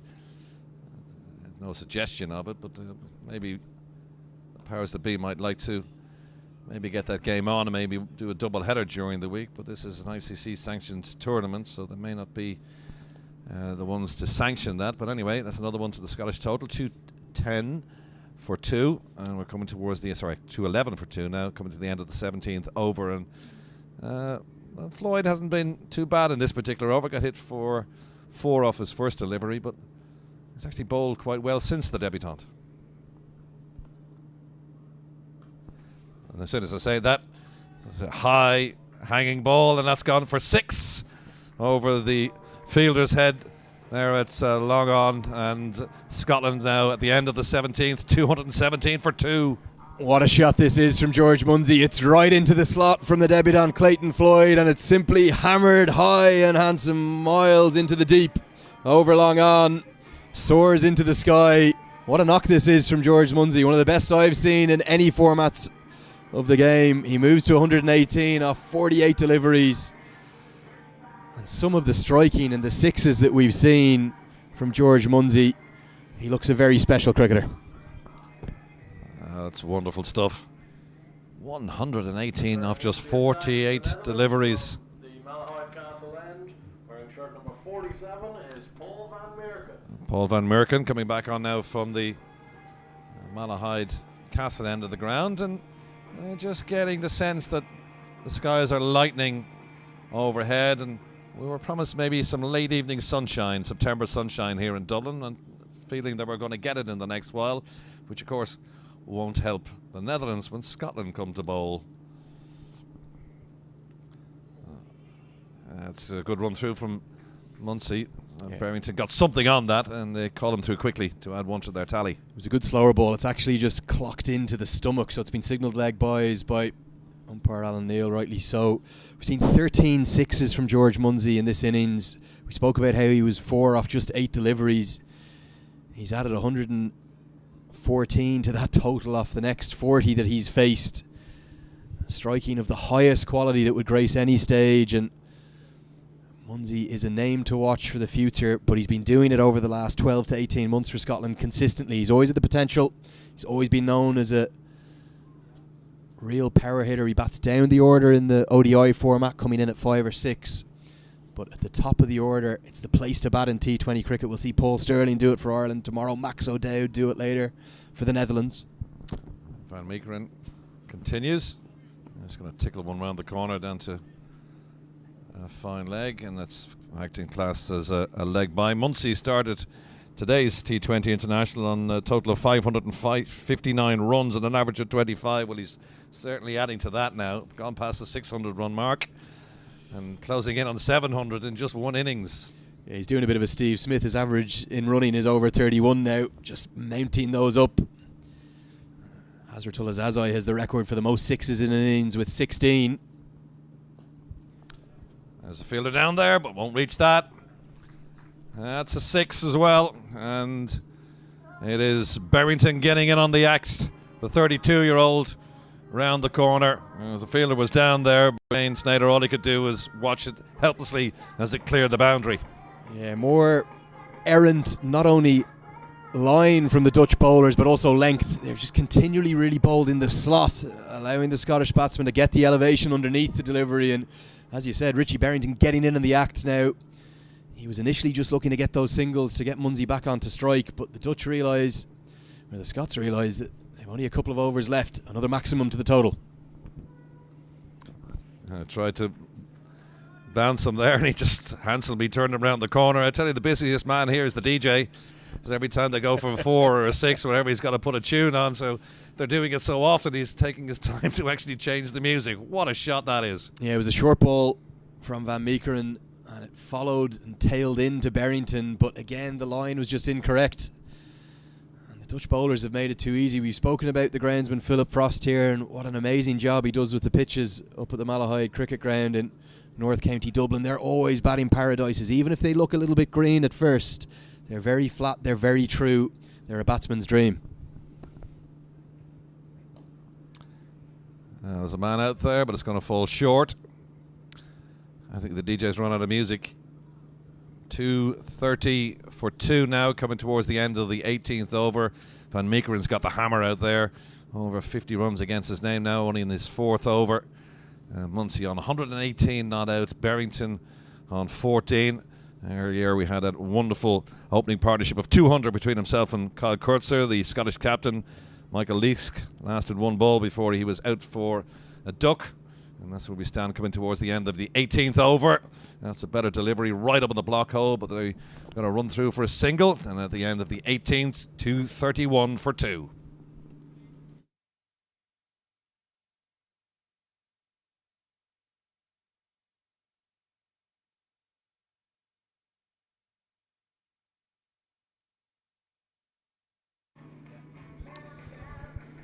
Welcome back. 2 overs to go then in the Scottish innings against the Netherlands. Earlier today, Peter Seelaar, the Dutch captain, won the toss, decided to bowl, and Scotland have made hay since. Barrington still there on 14 not out, offering the anchor role to George Munsey at 119 not out of just 50 deliveries, and Fred Klassen is going to bowl the penultimate over from the Dublin Road end. Yeah, yet another record to fall here, John, because in that final over, or in the 18th over of the innings, Scotland moved past their record team T20I total, their previous highest 221. So records are falling for fun here. With 2 massive final overs, they could get up to the all-time record. Attempted sweep didn't quite come off. It was quite close to being a wide there, I thought, but the batsman had actually stepped across his stump, so no addition to the total. Yeah, I think the reason that one's actually not given as a wide is he's completely changed his stance. So what the umpire has done there is he's treated the batsman as a right-hander. So before the delivery was released, he's fully changed his hands, his grip, gone the whole way around, and even though it was down the leg side for a left-hander, he's been treated as a right-hander. The end result is a dot ball. I'll explain to Andrew Leonard, but they're going to sneak through for a leg bye there. 200 without loss is now 231, 232 for 2 in the penultimate over. Munsey 119 not out. Barrington facing now on 14. And we're going to get a full day's play. Weather set fair for the rest of the evening. There was talk about perhaps we would have a reduced match to maybe 17, 18 overs, but thankfully we're getting through our full complement. Yeah, just bringing a quick look at the bowling figures there, and Fred Klassen's figures are looking pretty good in the context of some of the other ones. What about that Maxwell O'Dowd over? 1 over, none for 32. Van Meekeren really going the distance, none for 52, but none of those figures, perhaps with the exception of Shane Snyder and Fred Klassen, they're not going to be wanting to remember their day, the Dutch bowlers. That's a no ball. They're still going to run through for a single. It wasn't a bad delivery right up on the block hole, and the batsman did well to dig that one out, but obviously, of course, it wouldn't have been out because it was a no ball, and it's going to be a free hit as well. Yeah, the reason for that no ball, John, is actually the back foot. So Fred Klassen, we've spoken about it earlier in his spell, when he comes around the wicket to the right-handers, he comes especially wide, and the back foot cannot break the return crease, and exactly what it's done, really well spotted by the standing umpire David McLean. And what's going to happen with any no ball now with the change of the laws last year, it's automatically a free hit, and George Munsey's on strike. Yeah, both of us were doing the finger in the air symbol there. That's a good ball right up on the block hole as well. They managed to dig it out, and add 1 to the total, and Munsey was looking for a second one there, but it's good fielding down in the deep, and it restricts it to just a single. Ben Cooper doing the fielding on that particular occasion, and Scotland on 235 for 2 in the penultimate over. Yeah, we've been treated to a real display of power hitting here from the Scottish batsman, making a statement of intent for a big year of T20 cricket ahead. There's a man down there. Oh, just for a second. They're going to go running through for 2, and that's the second misfield down there by Basta Lead. The ball just bounced awkwardly in front of him. He had to dive away goalkeeping style to his left-hand side to prevent the 4, but they run through for 2. We're going to see yet another no ball signalled as well, and yet again it's not for the front foot, John, it's the back foot. You can see clearly being indicated and demonstrated. I'm not too sure what Fred Klassen's unhappy about, because that one wasn't even close. His foot clearly over the line. You cannot make contact with that back white line, the return crease. You can't come that wide. That's the laws of the game. Correctly umpired, correctly officiated. Another free hit coming. Yeah, and that's white line you can see just to the left-hand side of the umpire.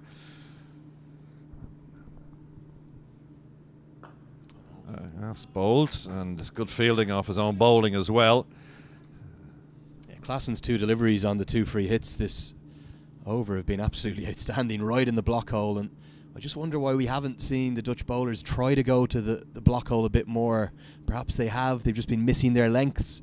The problem is, if you miss your length even by a yard against the quality of Coetzer and George Munsey, you end up going all the way for 6. Yeah, there was too many short balls in this game, and they have been dispatched rightfully so by the Scottish batsman.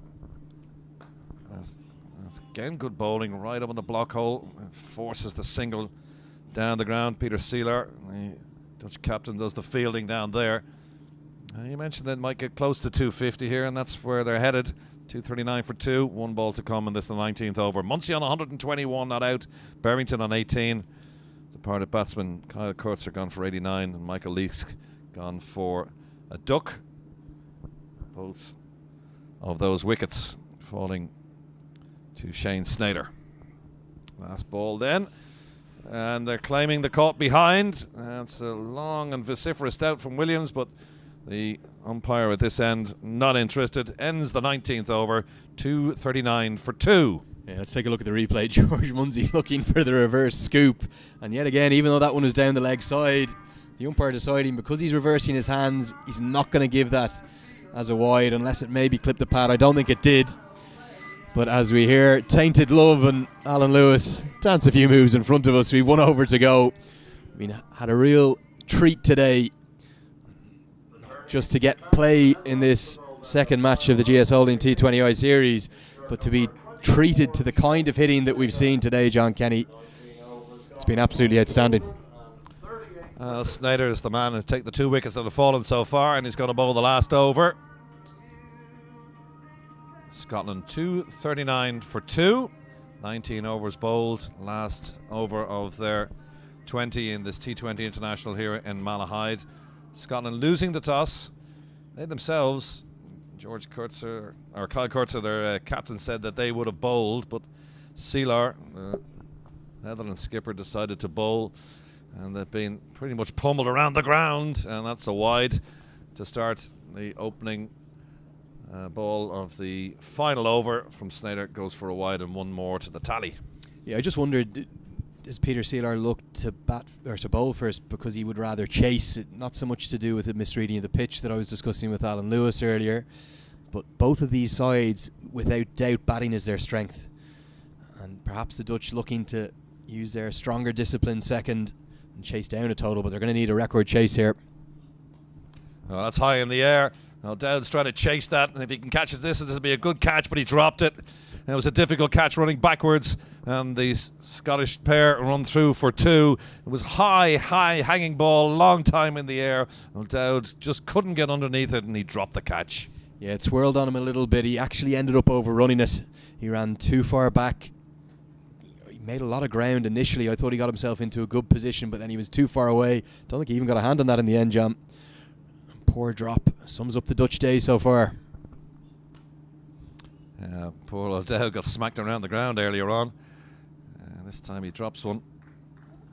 And 2 more to the total. Barrington and Munsey still there. Munsey looks like he's going to carry his bat all the way through. That'll be some achievement. And rather pleasingly, John, after about 9 or 10 overs of us having all sorts of differences in the scoring, the scoreboard behind us is reading the same as our graphics here, so we knew we had it right the whole way along.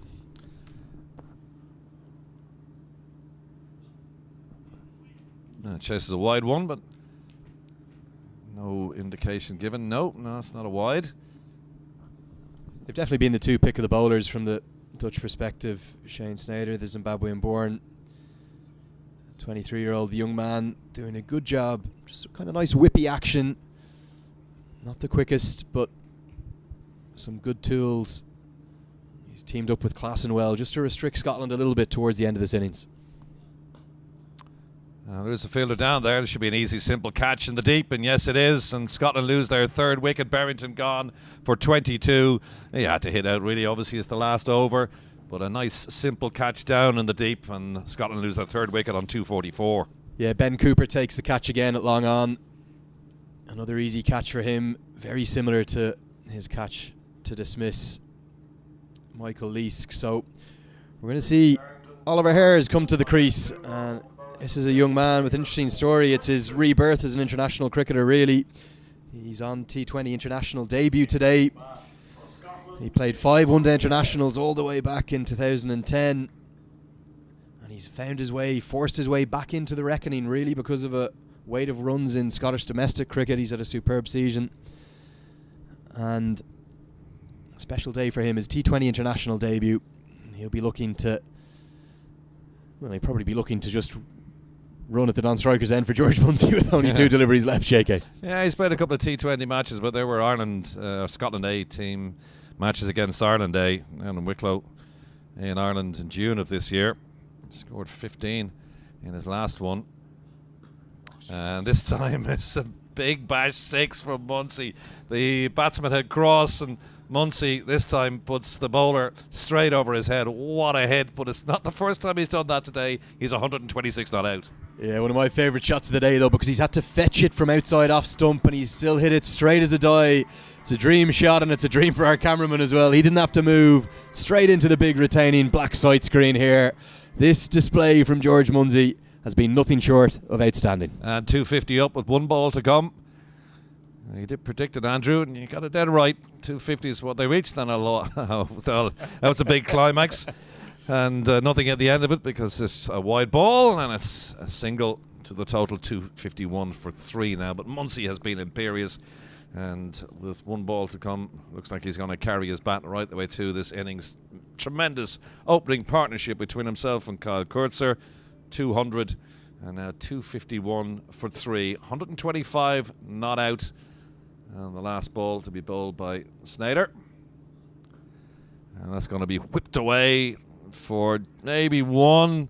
Yeah, just not going to chance the second single on that arm. So that ends the innings. And Scotland, having been put into bat by the Dutch, reached 252 for 3 off their 20 overs. Top score, George Munsey, 127 not out of 56 deliveries. Hares undefeated on naught. Coetzer made 89. Barrington chipped in with a 22. Michael Leask didn't score, but that's a big, big target and a big chase for the Netherlands when they eventually come to bat. Yeah, what a knock from George Munsey. The best of his career, the best of any Scotsman in history. He salutes the crowd. You can see him there. Scottish fans coming over, the flags flying in the crowd. The 5th highest T20 international score in history. The 2nd highest number of 6s in a T20 international innings. 14 6s. Only 1 man has hit more than that. That's Hazratullah Zazai of Afghanistan. That was against Ireland earlier in the year in Dehradun. John, we've been treated to a real display of power hitting. Look at this batting card. It was all about not just George Munsey, but also the Scottish skipper, Kyle Coetzer. Yeah, Munsey and Coetzer opened the batting, took him to 200. Leask was in for just the 1 delivery. Caught Cooper bowled Snyder. Snyder was on a hat-trick at that particular juncture. Barrington came in, chipped in with a nice 22 from 16 deliveries, and Ollie Hares was the man not out without facing, made naught. Yeah, let's have a look at the bowling figures, because these are not going to make pretty reading if you're a Dutch fan. Clayton Floyd on T20 international debut, 3 overs, none for 37. The two standouts for me, Fred Klassen, 4 overs, none for 35, and Shane Snyder, the only man to get any wickets, JK. He took 3 for 42. But what about Max O'Dowd? Yeah, I was just going to refer to that. 4 sixes and 2 fours against him in that 1 over, and he dropped one as well. Not the best day so far for Max O'Dowd, but the Netherlands, having won the toss, will be disappointed. Here's the match summary. Scotland then, at the end of their 20 overs, have made 252 for 3, 253 for victory, and the run rate is just over 12, nearly 13. And we'll be back very shortly with the Netherlands reply.